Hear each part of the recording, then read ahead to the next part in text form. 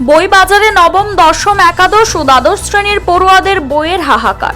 সঠিকভাবে বই পাচ্ছে না ছাত্রছাত্রীরা। রাজ্য সরকারের তরফে বই বিক্রেতাদের একটি সংস্থাকে বরাদ্দ দেওয়া হয় বইগুলো গোটা রাজ্যে ক্ষুদ্র বই ব্যবসায়ীদের কাছে পৌঁছে দেওয়ার জন্য, অথচ বাস্তবে হচ্ছে উল্টোটাই। অভিযোগ, ক্ষুদ্র ব্যবসায়ীরা বই পাচ্ছেন না বিক্রি করার জন্য। অপরদিকে the all Tripura book sellers and পাবলিকেশনের একটা গ্রুপ নিজেরাই বাজারে খুচরোভাবে বই বিক্রি করে চলেছেন। বিল দিচ্ছেন সাদা কাগজে, অরিজিনাল বিলও দিচ্ছেন না কতিপয় ব্যবসায়ী। এতে করে রীতিমতো রাজ্যে বইয়ের বাজারে কালোবাজারি চলছে বলে অভিযোগ। মহকুমার ছোট ছোট দোকানিরা দিনের পর দিন আসছেন আগরতলা শহরে এই সংস্থার কাছে, কিন্তু তাদের দেওয়া হচ্ছে না পাঠ্য বইগুলো। এই নিয়ে রীতিমতো উত্তাল বই বাজার। হচ্ছে আমাদের বুক সেলার অ্যাসোসিয়েশনের মাধ্যমে। এখন বুক সেলার অ্যাসোসিয়েশনের ধরেন না একটা ডেট দিয়েছিল, এই টাইমের যারা ফার্স্ট লোটে জমা দিছে সবাই বই পাইছে এবং সবাই বই বিক্রি হয়ে গেছে অলরেডি। সেকেন্ড লিস্টে আবার যারা দ্বিতীয় পর্যায়ে টাকা জমা দিছে তারা বই আগামী দু একদিনের মধ্যে বই পাইয়ে দেব, যেহেতু এটা দেয় আপনার এসসিআরটি অফিসে।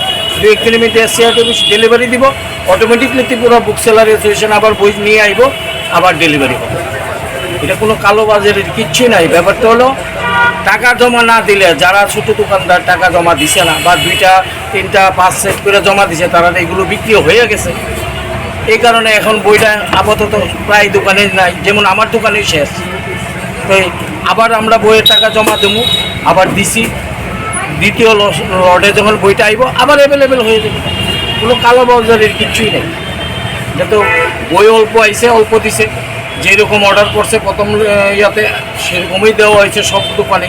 সবাই অর্ডার দিছে না, আবার দ্বিতীয় লিস্টে মানে দ্বিতীয় অর্ডারে আবার জমা পড়ছে।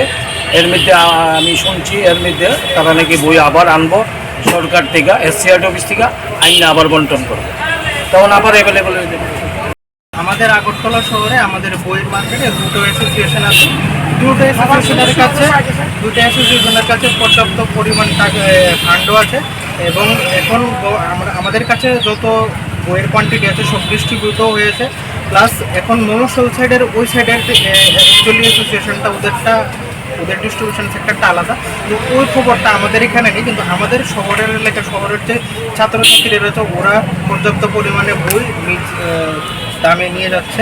এখন গভর্নমেন্টের কাছে আমরা আরও টাকা ফান্ডে টাকা আছে, কিন্তু গভর্নমেন্টের কাছে সেরকম সারপ্লাসটা কম আছে। এখন আমরা আরও বইয়ের চাহিদা, কিন্তু সেটা ডিমান্ড ফুলফিল হচ্ছে না।